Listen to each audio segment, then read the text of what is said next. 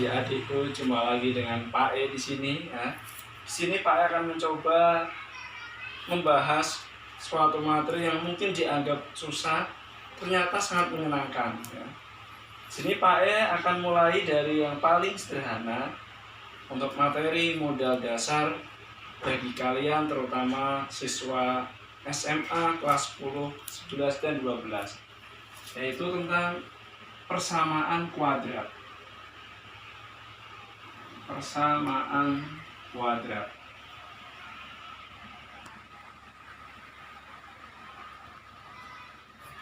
Sebelumnya Pak E tanya dulu, untuk persamaan kuadrat bentuknya bagaimana, yang sudah tahu? Nah, iya, tepat sekali.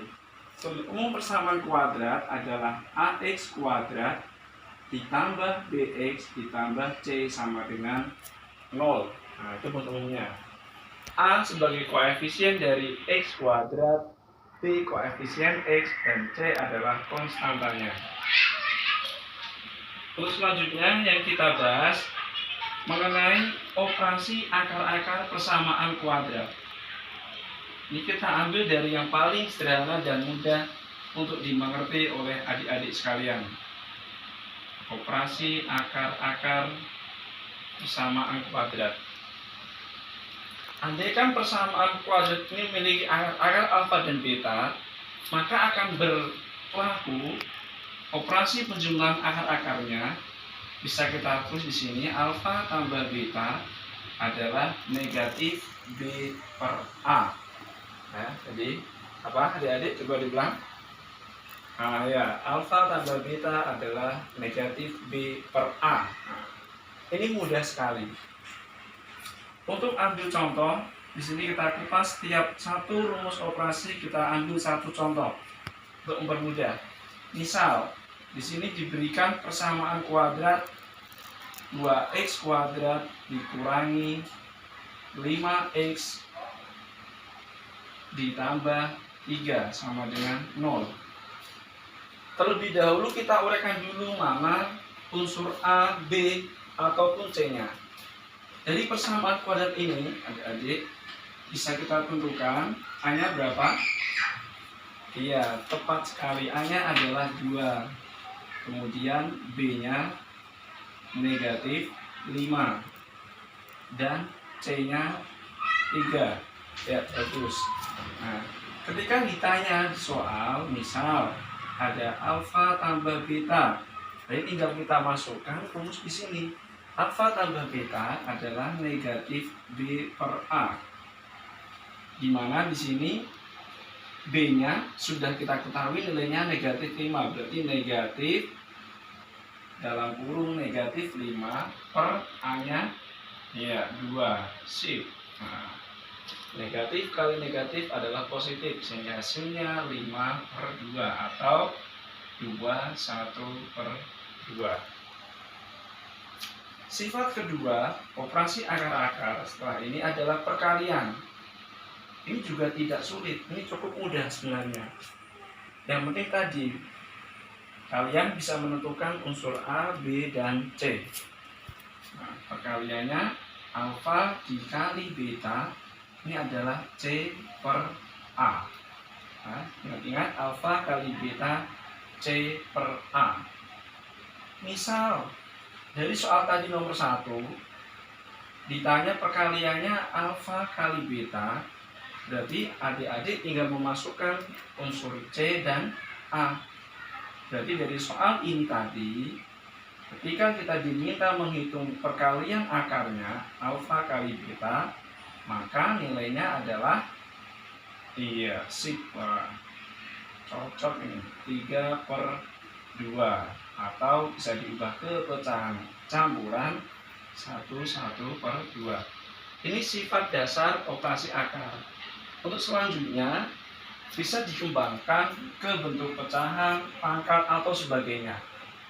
Hanya saja untuk masuk ke tahap-tahap tersebut, adik-adik harus menguasai operasi Pascal dulu. Nah, ini bilangan Pascal, segitiga Pascal ya.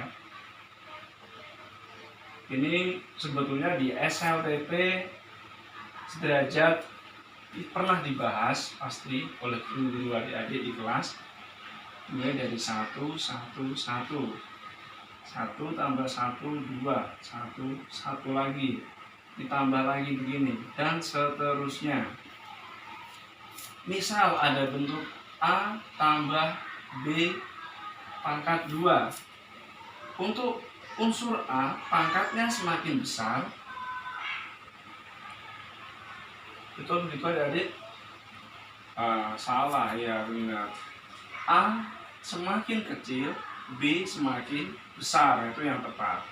Jadi ini bisa dimulai dari A pangkat 2 plus 2AB plus B pangkat 2.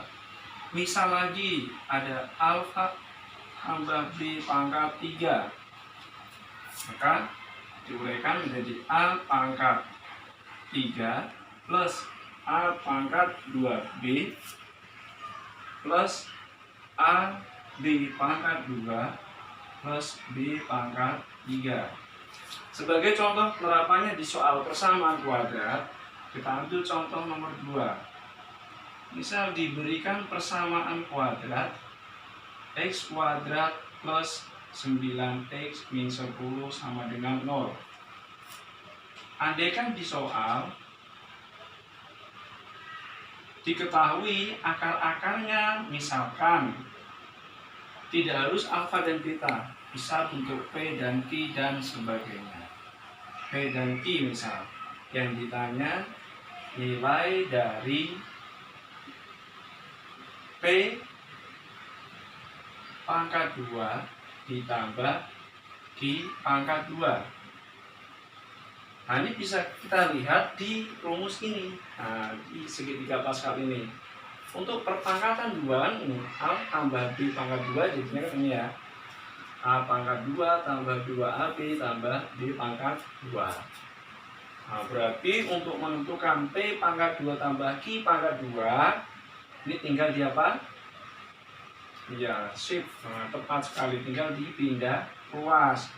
Berarti langkah penyelesaiannya P pangkat 2 ditambah Q pangkat 2 adalah P tambah Q pangkat 2 dikurangi gimana? Ya, 2PQ. Bisa dimengerti ya? Mudeng. Iya, mudeng. Sip. Nah, tinggal dimasukkan nilainya. P tambah Q, rumus dasarnya adalah alfa tambah beta.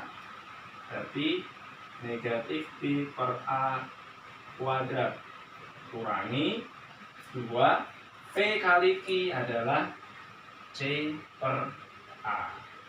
Tinggal kita masukkan nilainya. Hanya yang mana? Hanya 1? Salah. Hanya yang 9. Iya. Tuh. Berapa hanya? Hanya 1. Ini B, ini C. Jangan terkecoh. Berarti negatif 9 per hanya 1 pangkat 2 kurangi 2, C-nya negatif 10 per 1.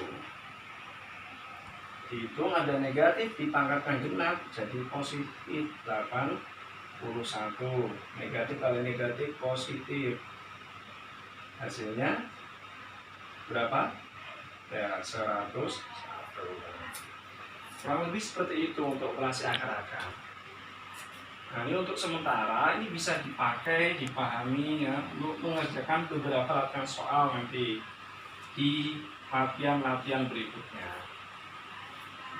Semoga ini bisa bermanfaat, bisa buat tambahan referensi belajar, mempermudah kalian belajar, terutama dalam masa pandemi.